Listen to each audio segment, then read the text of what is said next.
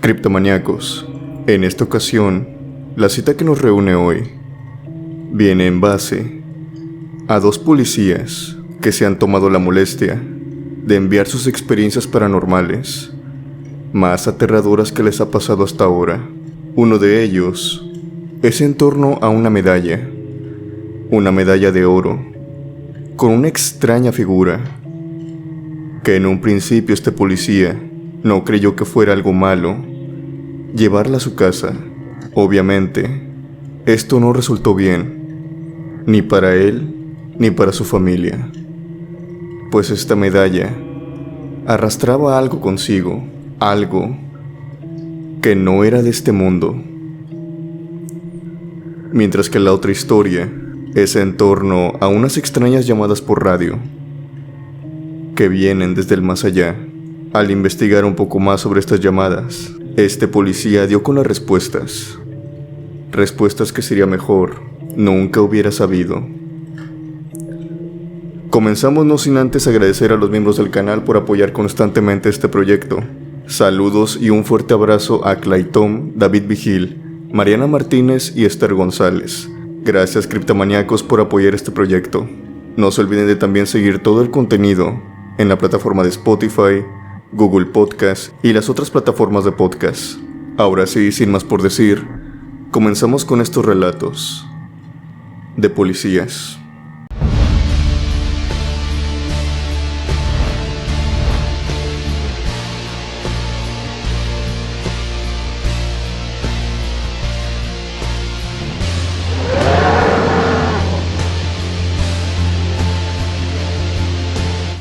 Esta primera historia viene de parte de Celina Turi. Celina no vivió esta experiencia. Esta experiencia le fue contada por su tío. Su tío vendría a ser lo que sería un policía rural. Y si bien en aquel tiempo, en los pueblos, por regular se tenía una creencia sobre ciertos fenómenos paranormales, su tío era de los hombres de antes.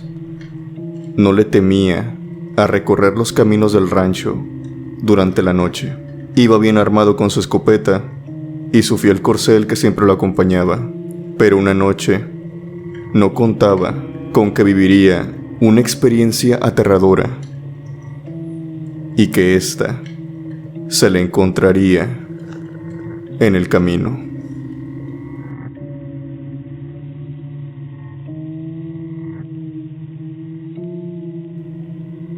Me encontraba de rondín, como otra noche cualquiera. Eran ya horas de la madrugada. Recuerdo que en aquel tiempo tenía un caballo, el cual me ayudaba a hacer el recorrido durante toda la noche. Si se preguntan por qué usaba un caballo y no una patrulla, pues simplemente es porque se trata de los años 80. En aquel tiempo no había tanto presupuesto para los policías rurales. Y pues teníamos que acoplarnos con los caminos que había. Cabe decir que esto no era problema alguno. Y a decir verdad salía más barato tener caballos que patrullas. En aquel momento recuerdo que mi recorrido lo hacía por alrededor de unas milpas. Este camino era un camino de terracería, pero muy pequeño. Por este no podían transcurrir ni siquiera autos pequeños o carretas. Simplemente no cabían. Por aquí solamente transcurrían personas y caballos.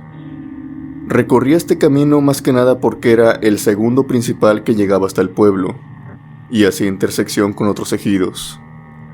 Por aquí venían algunas personas que trabajaban por la noche o por la madrugada, o para trabajos en otros ranchos. En fin, me encontraba con diversas personas durante la noche, y al pasar los años, prácticamente conocí a cada una de estas personas. En fin, es un pueblo pequeño, ahí todos nos conocemos con todos. Por eso me resultó bastante extraño cuando estaba llegando a este puente de piedra, que debajo de este había un río. Pero un río, podríamos decirlo, no en toda la extensión de la palabra. Es decir, no existía una corriente fuerte de agua. Era apenas, podríamos decirlo, un riachuelo, bastante ancho. Lo que sí se podía ver a simple vista es que debajo de este puente, por este riachuelo, habían piedras. Diversas piedras, ya sea de la construcción que se había llevado, o de otras cosas, pero había piedras muy filosas, muy grandes. Básicamente era lo que llamaba mucho la atención, sobre todo de día. Pero aquella noche, esto presentó una verdadera pesadilla para mí. Estaba llegando como todas las madrugadas, cerca de las 2 de la mañana, a este puente. Y con lo que me encontré en medio de este, es que había un joven de algunos 17, 18 años. Se alcanzaba a ver por su complexión, por su pelo. Más que nada yo le calcularía esta edad aproximadamente. Obviamente pensé que era alguien conocido, pero al verlo más de cerca conforme iba pasando, me di cuenta que no conocía a este joven, su semblante, ni siquiera sus vestiduras. Iba vestido de una forma algo extraña para el lugar donde estaba. Se podría decir que su vestimenta era como una túnica, pero una túnica algo corta. Era blanca. Eso sí, y a pesar de que era de noche, pude ver que estaba muy limpia, mientras que este joven mantenía la cabeza hacia abajo, mirando hacia el suelo. Obviamente por educación, mientras que yo iba pasando, le dije buenas noches. Cuando él escuchó esto, levantó su cabeza y vi su cara por completo. El rostro de este joven me pareció muy extraño y terrorífico al mismo tiempo, ya que sus ojos eran anormalmente grandes. Eran como si estos fueran 2 veces más grandes de los de alguien normal, además de que su boca formaba una sonrisa igualmente demasiado grande. Esto lo podía ver a pesar de ser de noche, con la luz de la luna. En aquel momento yo no portaba con linterna, y es que se los digo como anteriormente, yo ya conocía todos los caminos, y pese a que sí teníamos linternas, la verdad es que no hallaba sentido a llevarme una. Además siempre cargaba con mi escopeta y, si había uno que otro delincuente, no eran tan tontos como para hacerme frente. Por ende yo no podía ver facciones muy precisas de este joven. Pero al ponerle más atención, logré ver que lo que yo creía que sus ojos eran demasiado grandes, estaba por completo equivocado. Esos ojos eran del tamaño normal de una persona, solamente que tenías que ponerle atención a su alrededor, y ahí ibas a notar cuál era la diferencia. Y es que este muchacho no tenía párpados, ni los de arriba, ni tampoco la carnita que tenemos debajo. Habían sido cortados. ¿Y cómo es que lo sé? Pues fácilmente porque estaba viendo la sangre que le rodeaba. Esta sangre no era reciente, ya estaba seca y formaba, por así decirlo, unas lágrimas oscuras escurriendo de sus ojos. Algo bastante tétrico. Obviamente esto me espantó. Hice que el caballo caminara hacia atrás unos cuantos pasos. Obviamente después supuse que a lo mejor este joven necesitaba ayuda. Bajé del caballo y él no pronunciaba ni una sola palabra, simplemente me estaba observando, sosteniendo aquella sonrisa enfermiza. Para mi mala suerte, este joven, conforme yo me iba acercando, él se iba acercando también, pero hacia el borde del puente. Continuaba caminando hacia el puente. Yo en ese momento me quise acercar más rápido, pero él fue más rápido que yo y voluntariamente él saltó y se tiró. Se me quedó tan grabado el sonido que escuché cuando sonó el estruendo de su cuerpo cayendo en aquellas rocas. Y en aquella agua, al asomarme por efectivamente, ahí estaba el cuerpo. El cuerpo estaba inmóvil a pesar de haber caído al río. El agua no era tan fuerte como para llevárselo. Obviamente tenía que ir por el cuerpo, pero a pesar de que quería bajar, no podía hacerlo con tanta facilidad. A ambos lados del puente estaban muy empinadas las paredes. Además, no me favorecía en nada en que el puente también no se encontrara en las mejores condiciones. Así que en ese momento subí a mi caballo y fui en búsqueda de un amigo mío. Él también era policía y siempre que salía en sus recorridos, llevaba con él lo que viene siendo uno de esos lazos para lazar vacas y otros diferentes animales que hay en el rancho. Él era ranchero y le gustaba traer mucho ese tipo de lazos.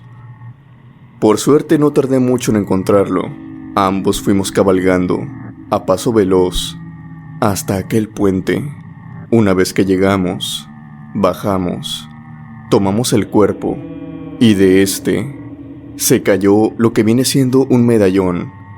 Una medallita como de algunos 3 centímetros. Era completamente de oro. Yo la tomé para que no se quedara en el río, así como otras pertenencias del chico, y lo llevamos a lo que vendría siendo la central. Al día siguiente se dio el aviso. Esperábamos que familiares del chico, ya sea así de ese rancho o de otro cercano de por ahí, aparecieran en lo que vendría siendo los primeros 3 días, los primeros 4 días. Pero nadie apareció. Por obvias razones, el cuerpo no se podía quedar ahí. Ya empezaba pues a descomponerse. Y se tuvieron que tomar las decisiones de ya enterrarlo. Para ser honesto, no recuerdo muy bien en dónde fue que lo enterraron. Simplemente sé que lo sepultaron. Y después pusieron una cruz en su honor en aquel puente. Básicamente para que otras personas tuvieran cuidado, ya que toda la noticia se manejó como que se había caído, aunque claramente eso no pasó. Yo vi todo. Aquel joven se había aventado voluntariamente enfrente de mí. Los días pasaron, cada vez más y cada vez más, y yo sin haberme percatado porque, lo digo en serio, yo no soy ratero ni acostumbro a tomar cosas pues que no son mías, pero no sé cómo, aquel medallón llegó hasta el bolsillo de mi pantalón. Yo quiero creer que cuando estábamos sacando a aquel muchacho, yo me lo metí al pantalón y pues se me olvidó que yo lo traía ahí, hasta que mi esposa, mientras lavaba mi uniforme, me preguntó qué era eso. Me lo mostró y yo lo reconocí al instante, pero lo que más me llamó la atención de este medallón era lo que traía grabado en él. No era una inscripción ni nada de eso, pero de un solo lado no traía nada, y por el otro lado traía la figura de una calavera formada, con su túnica también, y sus ojos tenían un extraño dibujo que hasta ahorita, pues la verdad, no hallo cómo explicarlo, pero podríamos decir que era el dibujo algo parecido a un alacrán, muy pero muy diminuto, entre sus ojos. Lo que se me vino a la mente en aquel momento es que a lo mejor este medallón era de la Santa Muerte. Yo conocía personas que le eran devotas. Entonces, por mera curiosidad, fui con estas personas y les pregunté si efectivamente este medallón era de la Santa Muerte. Ellos lo miraron y pese a que tenía un parecido, pues prácticamente era una calavera, me dijeron que no, que jamás lo habían visto y que, si bien sí era una calavera, no se parecía a la santa. Su túnica para nada era parecida. Y además, estaba dibujada de una forma muy extraña. Yo me quedé con este medallón, más que nada porque pensé que me iba a servir para empeñarlo. Mi plan no era quedarme con él para siempre, pero claro, llevarlo a mi casa, tenerlo ahí un día y una noche completa, fue el peor error que pude haber cometido, pues este joven Este niño de 17 años empezó a aparecer en mi casa, pero no lo vi yo, lo empezaron a ver mis hijas y también mi mujer. Mis hijas me empezaron a decir que veían un hombre parado en la esquina de su cuarto, observándolas durante la noche. Este hombre tenía unos ojos feos según ellas, unos ojos grandes y una sonrisa que jamás la borraba. Siempre la mantenía. Mientras las observaba durante toda la noche. Obviamente mi esposa esto en un principio no me lo dijo, porque pensó que eran pesadillas, hasta que también ella empezó a ver a este ente. En ese momento mi esposa me dijo que quería bendecir la casa, porque pensó que a lo mejor un espíritu se había metido ahí. Pero yo sabía la verdad. Yo reconocía todas las facciones que mi familia me estaba diciendo. Reconocía la apariencia de aquel adolescente. Busqué el medallón y lo tiré en una milpa, pero para mi desgracia, esto no fue suficiente. Ellas continuaban viendo a este hombre, y pese a que yo no lo veía, yo jamás lo vi en mi casa. No dudaba ni un solo segundo en las palabras de mis hijas y en la palabra de mi esposa, ya que yo siempre mantengo todo lo relacionado al trabajo fuera de mi casa. Ellas sabían que había encontrado un cuerpo, pero no sabían cómo es que lo había encontrado. Tampoco en la noticia se había especificado cómo era que lucía este adolescente.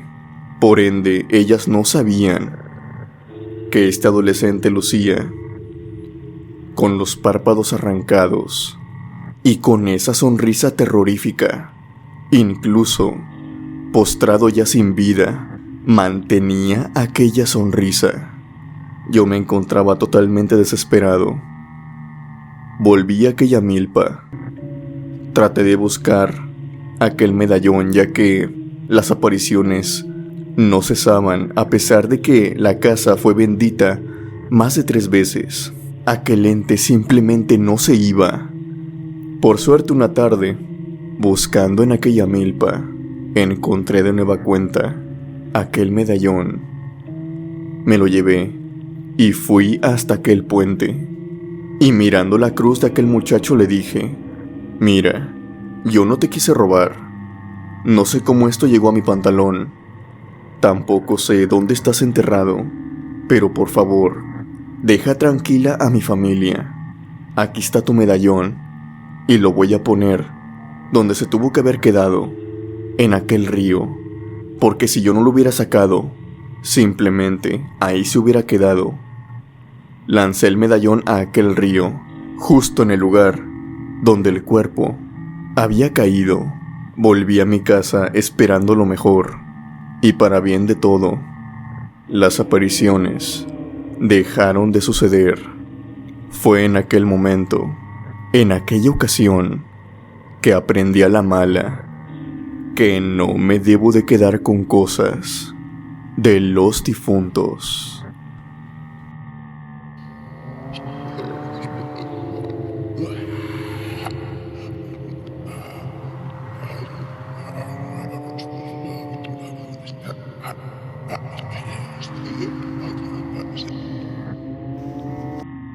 El siguiente relato viene de parte de Edwin Zaragoza. Edwin vino siendo lo que podría ser la Policía Federal, una policía que el día de hoy ya no existe.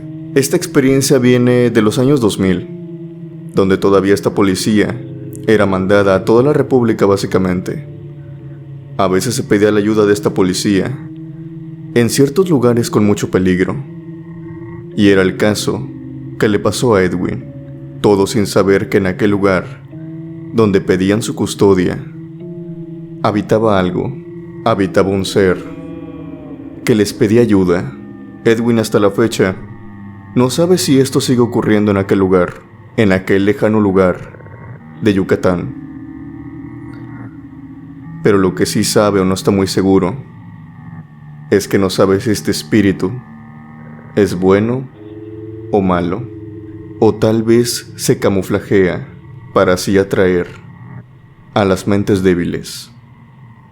Su historia es la siguiente.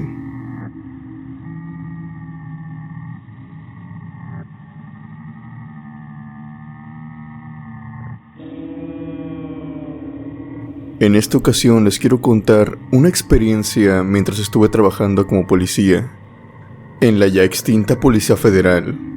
Esto me sucedió en Yucatán, muy cercano a Mérida, en los años de los 2000. Estaba siendo creada una fábrica. Perdonen si no recuerdo muy bien sobre qué, pero a grandes rasgos era una fábrica donde tenían pues ciertas cosas con químicos. Esto quiere decir que era una planta, podríamos decirlo, algo peligrosa. Todavía estaba en construcción y estaba a un lado de la carretera federal. Por obvias razones, y debido a que también estaban construyendo una carretera que fuera esta, de vez en cuando había uno que otro accidente, tanto afuera como dentro de la planta. Llamaron a la Policía Federal más que nada para que mantuviera orden en lo que viene siendo la carretera y el acceso a la planta. Habían ocurrido 2 incidentes y obviamente no querían que se repitiera. Uno de estos incidentes había sido un robo. Algunos delincuentes que creyeron que al entrar encontrarían pues herramienta que pudieran vender después. Les vuelvo a repetir, esta fábrica no estaba construida aún al 100%, por lo que tenía ciertas partes en donde se podían colar. Y pues, motivo de esto, uno de estos delincuentes que entró, pues perdió la vida en el hospital debido a ciertos químicos que inhaló. En fin, todo esto pasó antes de que yo llegara. Ya al llegar me contaron todo lo que había pasado. A grandes rasgos lo que hacía la Policía Federal, o la única patrulla, que era la de nosotros que se encontraba ahí, era de cerciorarse de que, pues, todo transcurriera con normalidad. Recuerdo que solamente éramos 3 elementos y nos ubicábamos a las afueras de esta planta. Mantuvimos el trabajo en orden, al menos durante las 3 primeras semanas. Pero en este punto, tengo que hacer un comentario, y es que tanto el primer día que llegué, como durante las primeras 3 semanas de trabajo que estuve allí, había un hombre. No estoy seguro de qué puesto desempeñaría en la fábrica, pero se notaba que era muy religioso. Después me enteré que era lo que hacía ahí dentro de la fábrica. Es que cuando llegamos, este hombre nos recibió, y antes de que cayera la noche, antes de subir al autobús, antes de irse, siempre venía con nosotros, en compañía de otros elementos de la fábrica, y se despedía de nosotros, de forma muy amable. Y siempre nos persinaba, es decir, no iba de uno por uno, pero sí nos juntaba, y nos hacía una cruz con sus manos, y pedía por nosotros, cada vez que se iba. Hacía un rezo rápido, creo que no se tardaba más de 1 minuto y medio. A final de cuentas, a ninguno de los 3 que estábamos en ese momento, pues, nos incomodaba. Los 3 éramos católicos, y la verdad, en un trabajo como Policía Federal, que alguien rece por ti o que te dé algunas plegarias, la verdad es que vienen muy bien. Uno nunca sabe con lo que se va a encontrar en aquel trabajo. Yo pensé que este hombre lo hacía, cuidarnos de los peligros terrenales, pero nada que ver con lo que resultó en verdad la razón de aquellos rezos. Sucedió que en una ocasión, este hombre no se presentó a trabajar. No sé si había tenido un accidente o... El caso es que se había incapacitado. Y esa noche y 4 noches después, empezaría lo que para mí vendría a ser mi primer contacto con lo paranormal. Y es que por la noche recibimos la llamada de radio. Nosotros tenemos un radio, y obviamente no capta ninguna frecuencia así porque sí. Tienen que ser llamadas desde la central o desde otra patrulla para que nosotros podamos recibirla. Y en aquella ocasión, esta llamada se activó por eso de las 2 a 3 de la mañana. Para nuestra sorpresa y lo que nos dejó muy confundidos es que solamente se escuchaba estática. Simplemente estática desde el otro lado.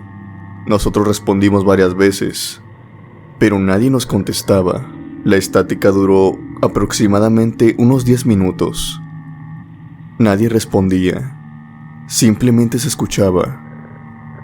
Y después de esos 10 minutos, empezamos a escuchar lo que vendría siendo la voz de una niña. Una niña por medio del radio. Esta niña pedía ayuda. Decía una y otra vez: ven, ven por favor, ayúdame, ven hacia atrás, ven hacia atrás, ayúdame, ayúdame. Obviamente no lo decía todo de corrido, pero entre pausas se escuchaba. Los tres pusimos atención en esto, y a los tres puedo decir que en ese momento nos dio miedo.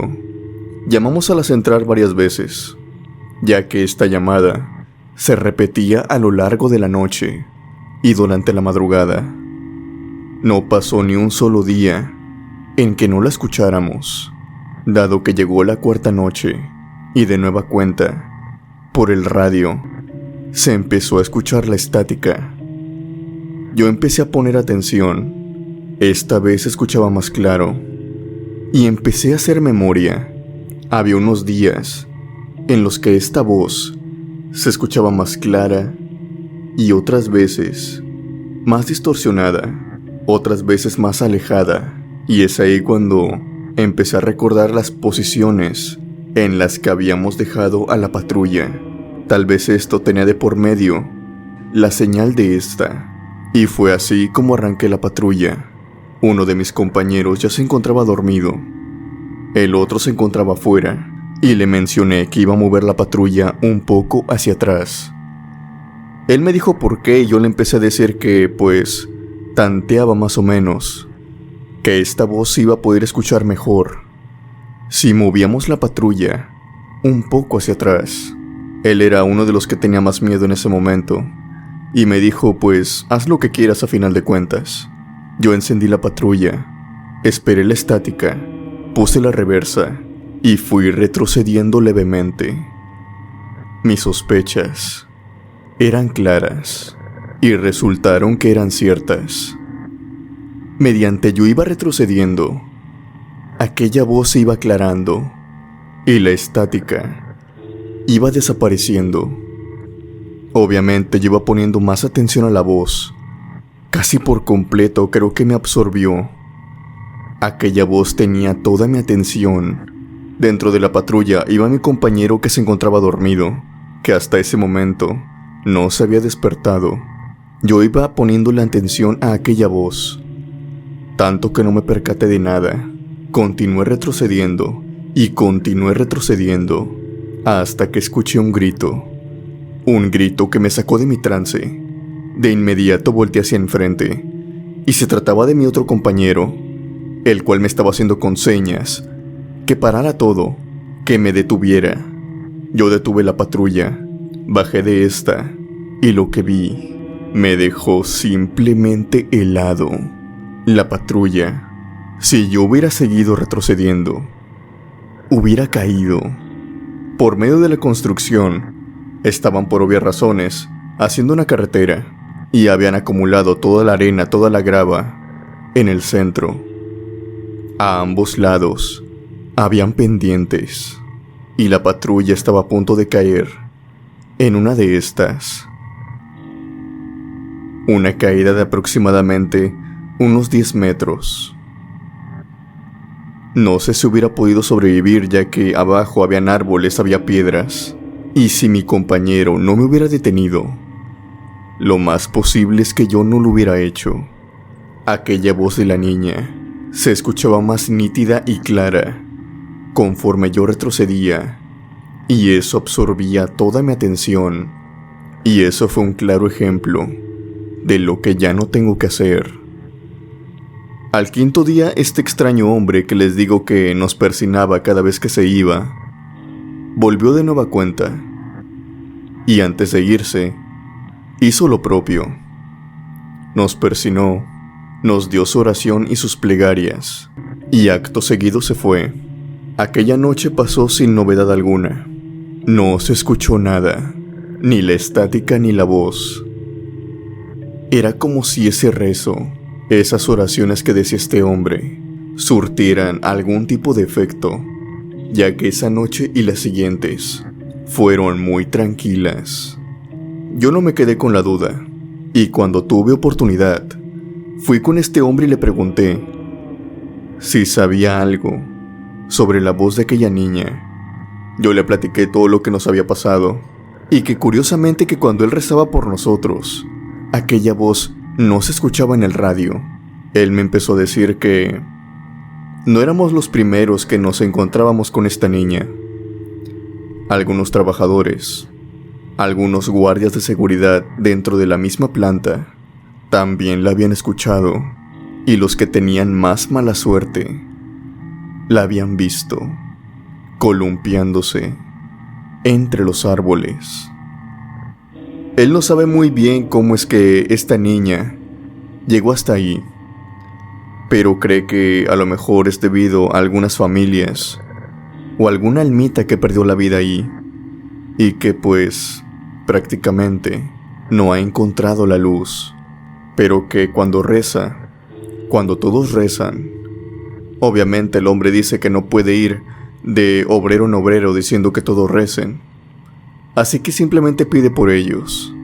Él resultaba ser el gerente de uno de los departamentos de la empresa y había descubierto que solamente de esa manera era como esta niña los dejaba tranquilos en lo que estuve en ese puesto, y lo agarré como un buen hábito. Empezaba a rezar cada vez que comenzaba mi trabajo, más que nada para prevenir ciertas circunstancias como esta. También pido por el alma de aquella niña. Ojalá que algún día encuentre la luz, pero lo que también me resulta terrorífico de esto es que si bien es el alma de una niña, con sus acciones, o más que nada las acciones que tuvo conmigo, me hace dudar de que sea una alma bondadosa, ya que cuando me estaba llamando por la radio, ella quería que fuera hacia atrás y que siguiera.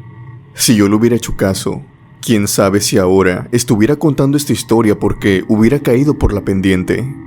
Lo que me hace pensar bastante si es en realidad el alma de una niña que no puede descansar, o en realidad es otra cosa que de forma consciente y adrede causa accidentes. Si eso es así, entonces no es un espíritu bondadoso, no es el espíritu de una niña, es un espíritu malicioso que únicamente hace esto para hacer el mal.